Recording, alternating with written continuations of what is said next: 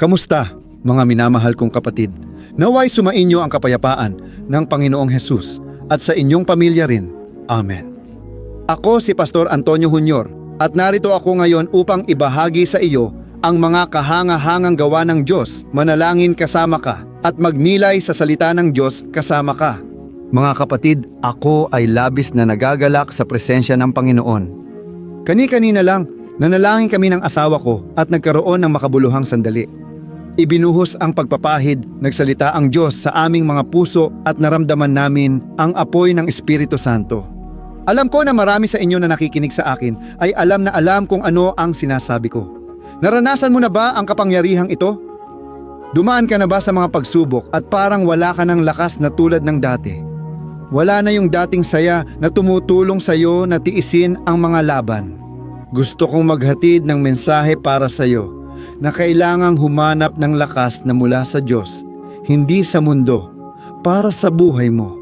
Amen. Bago tayo magsimula, gusto ko lang hilingin na mag-subscribe ka sa aking channel dahil gusto kitang makasama dito araw-araw. Kailangan mong mapailalim sa panalangin. Hindi mo kayang maglakad mag-isa. Kaya pindutin mo na ang button sa ibaba. Mag-subscribe. Sa tabi nito, lalabas ang isang kampanilya. Napakahalaga na pindutin mo ang kampanilya at piliin ang opsyon na lahat. Ayos ba?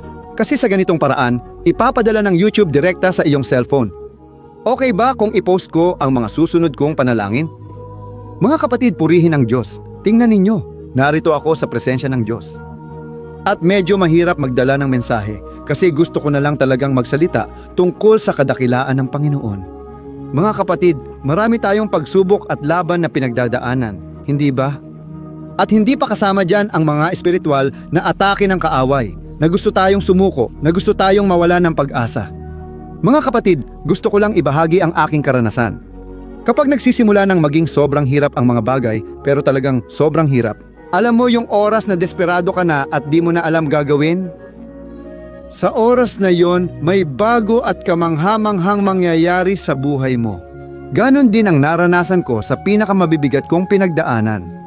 Noong oras na yon, binuksan ng Diyos ang mga pintuang di ko inakalang mangyayari. Mga kapatid, galing ako sa probinsya at sa maliit na simbahan. Hindi ko inakalang makakapagsalita ako sa milyon-milyong tao online. Nagsimula lahat sa maliit na pananampalataya. Nagsimula ang lahat noong naniwala ako at nagpasya sa puso ko na sundin ang kalooban ng Diyos. Nagdesisyon ako doon sa kaibuturan ng aking pagkatao. Nais kong mabuhay araw-araw para sa Diyos at sa Kanyang kaluwalhatian. Amen. At doon, mga kapatid, nang makita ng Diyos ang aking puso, dinala niya ako sa ilang. Mga kapatid, ang ilang ay isang lugar na ayaw ng sino man na mapunta. At sa totoo lang, hindi ito ginawa para tirhan natin. Ang ilang ay lugar lamang ng pagdaan. Kailangan tayong dalhin ng Diyos sa ilang para matutunan nating umasa lang sa Panginoon. Amen. Ayon sa Biblia, sa Deuteronomio Kabanata 8, dinala ng Diyos ang bayan sa ilang matapos tumawid sa dagat na pula. Sinubok ng Diyos ang puso ng mga tao dahil hindi niya sila dadalhin sa lupang pangako nang hindi muna sinusubok ang kanilang pananampalataya. Kung hindi, sa panahon ng kasaganaan, kapag dumating ang mga himala at mga biyaya, wala silang sapat na pagkamulat para kayanin iyon. Mga kapatid, kapag ibinubuhos ng Diyos ang mga biyaya, gusto niyang tamasahin natin ang mga ito sa presensya ng Panginoon at hindi sa mundo. Gaya ng nangyari sa alibughang anak, naaalala mo. Gusto niya ng mga biyaya pero wala sa tamang panahon. At dahil gusto niya bago pa ang tamang oras, nauwi siyang naligaw sa mundo. Wala pa siyang sapat na pagkamulat, wala pa siyang pusong na bago. At kinailangan niyang pagdaanan ang lahat ng pagsubok, lahat ng pagkawala. Natalo siya sa lahat ng aspeto, puro pagkalugi lang ang nangyari. Pero noong siya ay nandoon na, sa pinakamababang punto ng buhay niya, kumakain ng pagkain ng baboy at halos wala pa nga siya noon. Noong oras na yon, naalala niya, masaya pala ako noon at hindi ko alam. Sobrang dami ng biyaya sa bahay ng tatay ko. Anong ginawa ko sa buhay ko? Mga kapatid, kung hindi mababago ang ating puso, ang mga biyayang dumarating sa atin ay nagiging sumpa. Hindi gusto ng Diyos na mangyari yon. Kailangan muna subukin ang ating puso. At sinasabi sa Biblia, sa parehong kabanata ng Deuteronomio, Kabanata 8, na pinayagan ng Diyos na magutom at mauhaw ang mga tao. para maintindihan ng mga tao na hindi lang sa tinapay nabubuhay ang tao, kundi sa bawat salita na nagmumula sa bibig ng Diyos. Mga kapatid, mayroong mas malakas, mas kamangha-mangha at mas kasiyasya kaysa sa pagkain dito sa mundo, kaysa sa pagkain ng mundong ito. Ito ang kalooban ng Ama. Amen. Sa Juan Kabanata 4, kinausap ni Jesus ang isang babae at ginamit siya ng Diyos upang ihayag ang mga lihim ng babae. Babae siya na 5 beses nag-asawa at ngayon ay kasama ang isang lalaking hindi niya asawa. Nakatira siya kasama ang lalaking iyon at inihayag iyon sa kanya ni Jesus. Namangha ang babae at nagpasya siyang sabihin sa lahat na si Jesus, ang Mesiyas, ay narito na sa mundo. Dumating ang mga disipulo kay Kristo, dala ang pagkain para sa kanya. Sinabi ni Jesus, hindi ninyo maintindihan. Busog na ako, kontento na ako dahil napakain na ako ng pagkain mula sa langit. Ginawa ko ang kalooban ng aking Ama at iyon ang nagbigay sa akin ng kasiyahan. Iyon ang tumighaw sa akin. Mga kapatid, kailangan nating balikan ang pagkaunawang ito. Hindi lang sa tinapay na bubuhay ang tao, kundi sa bawat salita na nagmumula sa bibig ng Diyos. Kaya palagi akong nagdadala ng mensahe dito, isang salita para sa iyo. Dahil hindi mo dapat pakainin lang ang iyong pisikal na katawan, kailangan mo ring pakainin ang iyong kaluluwa. Amen. Kaya tandaan mo ang sinabi ko bago mo matanggap ang biyaya. Kailangan kang subukin dahil kailangan baguhin ng Diyos ang iyong puso. Ang pagsubok ng Diyos ay tanda ng pag-aproba niya sa iyo. Pero alam din natin na dumarating ang kaaway para tuksuhin ka at kapag tinutukso ka niya, gusto niyang ikaw ay bumagsak. Kaya mga kapatid, bahagi lahat ito ng proseso. Masakit ang prosesong ito, mahirap pero sulit ito. Amen. At ang nakakatuwa, kapag lumingon ka sa nakaraan, mapapansin mo, kamay ng Diyos yon. Hindi ako, Diyos ang gumawa ng lahat ng ito. Hindi ko talaga kayang makarating dito mag-isa. At tandaan mo ito, hindi mo rin kayang makamtan ang kaligtasan sa sarili mong kakayahan kung hindi kikilos ang Diyos. Hindi natin kayang magkaroon ng sapat na pananampalataya o manatiling tapat at matatag hanggang dulo. Diyos ang nagbibigay ng sobrenatural na pananampalataya sa puso mo. Ikaw na matagal nang sumusubaybay sa akin, napansin mo na ang mga pagbabago sa buhay mo. Maraming beses, hindi ka sanay pumunta sa simbahan, wala kang ugali na magbasa ng Biblia, at wala ka ring ugali na manalangin. Ngayon, kumikilos na ang Espiritu Santo sa iyong buhay at puso, kaya kailangan mo lang magpasakop. Araw-araw, lalo pa. Huwag kang matakot na buksan ang iyong sarili sa Diyos. Huwag kang matakot na ialay ang iyong puso. Sinasabi ng Biblia na dapat nating hangaring makilala ang Diyos araw-araw. At nakikilala natin siya sa pamamagitan ng mga karanasan, na madalas ay masakit, dahil doon tunay na nabubuksan ang ating puso para sa Panginoon. Amen. Gusto kong basahin kasama ka ang unang Pedro, Kabanata 1, talata 3 hanggang 7. 4 na talata ito. Sa huli, tayo'y magdarasal. Nais kong pahiran ng langis ang iyong buhay. Nilagay ko na ang langis dito. Magiging kamangha-mangha at pinagpala ito. Amen. Makinig kang mabuti sa sinabi ni Pedro, dahil lahat ng ito ay totoo. Tingnan mo, nakakatuwa. Ganito ang sinabi niya. Ang lahat ng papuri ay sa Diyos Ama ng ating Panginoong Hesukristo. Sa kanyang dakilang awa, binigyan niya tayo ng bagong buhay sa muling pagkabuhay ni Hesukristo. Nakakatuwa, hihinto ako para ipaliwanag sa iyo. Binigyan niya tayo ng bagong buhay dahil sa kanyang awa. Wala ni isa sa atin ang karapat-dapat. Dahil sa awa ng Diyos, narito tayo ngayon. Ngayon, tayong nag-alay ng buhay kay Jesus ay may bagong buhay, ibig sabihin, ipinanganak na muli. At ngayon, narito na ang kasunod. Ngayon, mayroon tayong buhay na pag-asa at isang pamana na hindi nasisira, dalisay at walang dungis, na hindi nagbabago o nasisira, na inilalaan para sa inyo sa langit. Tingnan nyo, nakakatuwa.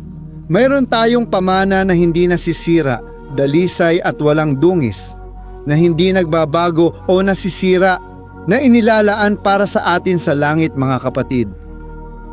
May biyayang nakalaan sa atin sa langit na di natin kayang isipin o ilarawan. Sinasabi sa Biblia sa unang Korinto, Kabanata 2, na ang mga bagay na inihanda ng Diyos para sa atin ay hindi pa pumapasok sa ating puso ni nakita ng ating mga mata. Isang napakagandang bagay ito, pero hindi pa tayo handa o mature para tanggapin ang napakaraming biyaya kaya't nakalaan ang mga ito para sa atin sa langit. At ang nakakatuwa, ang pamana natin kay Kristo ay hindi nagbabago, hindi nasisira. Ito ay kaaliwan para sa atin. Alam mo kung bakit? Dahil madalas tayong nagkakamali pero nananatiling tapat ang Diyos at hindi nababawasan ang mga pangako niya. Hindi dahil sa ating mga pagkukulang, mga pagkadapa o kakulangan ng pananampalataya. Ang mga pangako ng Diyos ay nananatiling buo, dalisay, walang dungis at hindi nawawala. Ibig sabihin, walang expiration date ito at nakalaan para sa atin. Magpapatuloy akong magbasa para mas maintindihan mo. At sa pamamagitan ng pananampalataya na taglay ninyo, pinoprotektahan kayo ng Diyos sa pamamagitan ng Kanyang kapangyarihan hanggang matanggap ninyo ang kaligtasang ito na nakahanda ng ipahayag sa mga huling panahon. Kaya, magalak kayo dahil dito. Kahit na ngayon, sa loob ng kaunting panahon, kailangan ninyong tiisin ang maraming pagsubok. Sinasabi ni Apostol Pedro na sa pamamagitan ng pananampalataya, pinoprotektahan kayo ng Diyos upang hindi ninyo mawala ang pamana na ito, ang biyayang ito, ang kaligtasang ito. Kaya magalak kayo. Sa maikling sandali, kayo ay magdurusa, dadaan sa mga pagsubok. Susubukan ng dyablo na hadlangan kayo. Gagamit siya ng mga mahihirap pakisamahang tao sa inyong buhay, pero bahagi lahat ito ng proseso. Hinuhubog ng Diyos ang inyong puso at ugali. Amen. Kaya dito sa mundo, natatanggap na natin ang kaunti sa mga inihanda ng Diyos para sa atin. Napakagagandang mga biyaya ito, pero dumarating ang mga ito ng paunti-unti.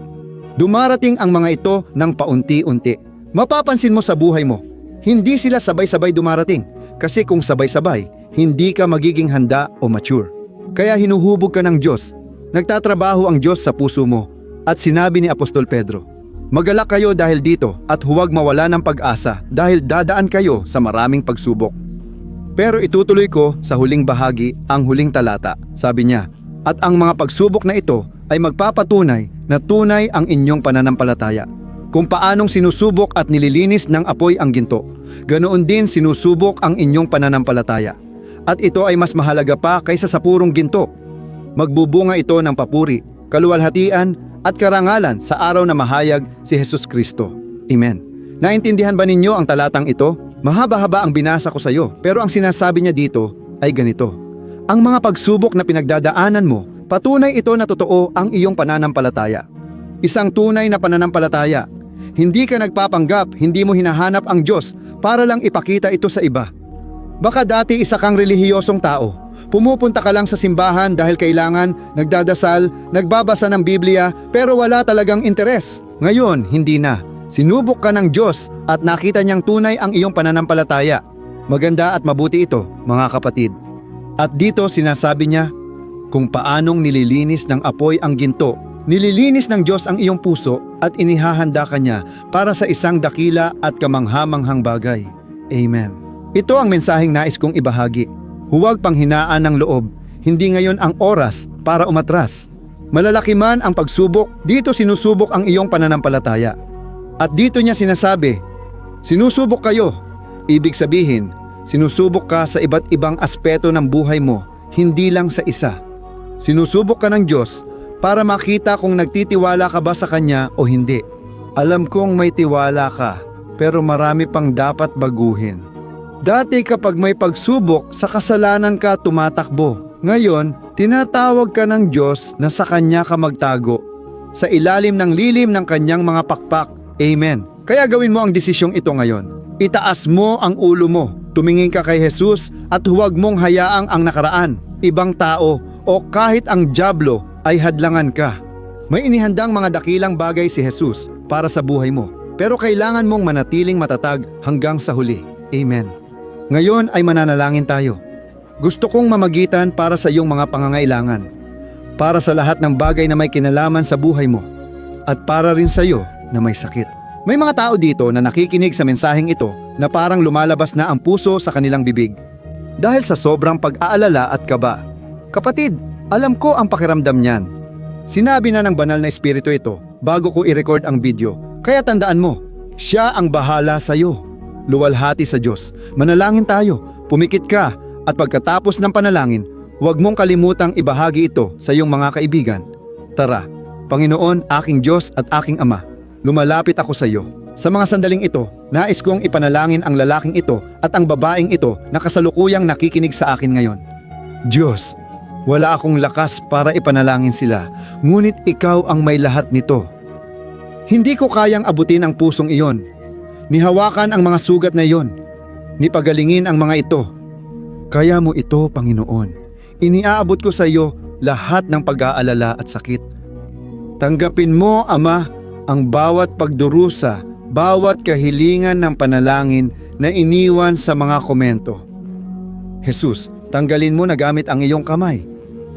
May mga tao rito na labis ang pagkabalisa, nag-aalala at natatakot. Panginoong Jesus, iligtas mo ang mga taong ito mula sa kamatayan, mga sakit at lahat ng paghihirap. O Diyos at Ama, dakila ang iyong kapangyarihan ngayon. O Panginoong Jesus, nagpapasalamat ako sa iyo dahil hinahawakan mo ngayon at sinusubok ang pananampalatayang ito, nililinis ang pusong ito. Tulad ng apoy na nagpapadalisay sa ginto, ang ating pananampalataya ay higit na mahalaga kaysa sa ginto. Aleluya, Ama! Ang iyong kapangyarihan ay nahahayag ngayon. Lumayas ang mga demonyo. Umalis kayo sa mga buhay na ito sa ngalan ni Jesus. Pinapalayas ko ang lahat ng gawa ng dyablo laban sa mga buhay na ito. Lahat ng espiritu ng takot, pagdurusa at kamatayan ay pinalalayas na ngayon. Lahat ng panlilinlang na nagsasabing wala ng pag-asa ay pinapalayas sa pangalan ni Jesus. Takpan mo siya ng iyong dugo, Jesus, na ibinuhos sa krus para sa kalayaan at kaligtasan. Ginawa ito para iligtas, pagalingin, ibalik, at magbuhos din ng walang hanggang pagpapala dito sa mundo. Kaya naman, Jesus, ako'y nananalangin ngayon para sa babaeng ito na may sakit. Pagalingin mo siya, ibalik ang kanyang lakas, at patatagin siya. Aliwin mo, Panginoon, at gawin mo ang himala. Naway maramdaman niya ngayon ang iyong paghipo at ang iyong kapangyarihan. Nagdarasal ako para sa lalaking dumaranas ng pagsubok. Buksan mo ang mga pintuang walang makapagsara. Iunat mo ang iyong kamay, Panginoong Jesus, at magdala ka ng gabay, kapayapaan, at probisyon. Naway mapalitan ang lahat ng pagdurusa ng pag-asa na nagmumula sa Panginoon. Aleluya! Panginoon kong Diyos, nagpapasalamat ako sa iyo sa iyong presensya sa lugar na ito. Hipuin mo ang mga pamilya at tahanan ngayon. Kung may pagod, magpalaya ng lakas. Kung may takot, magpalaya ng pananampalataya. Kinakansela ko ang lahat ng kasunduan sa kadiliman, sa kasalanan at sa kasamaan, sa pangalan ni Jesus. Tanggapin ninyo ngayon ang isang bagong kwento, isang bagong panahon mula sa Panginoon.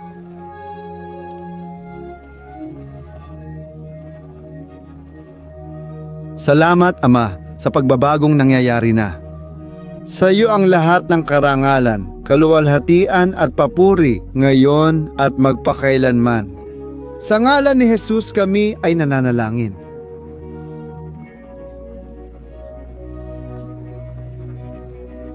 Amen. Papuri sa Diyos. Aleluya.